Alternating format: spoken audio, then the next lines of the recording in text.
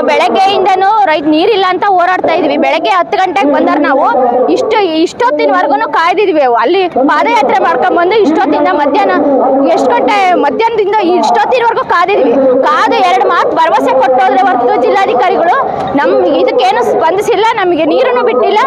ನಾವು ಇನ್ನೂ ನೀರು ಬಿಡಲಿಲ್ಲ ಅಂದ್ರೆ ನಾವು ಇದನ್ನ ಧರಣಿ ನಿಲ್ಲಿಸಲ್ಲ.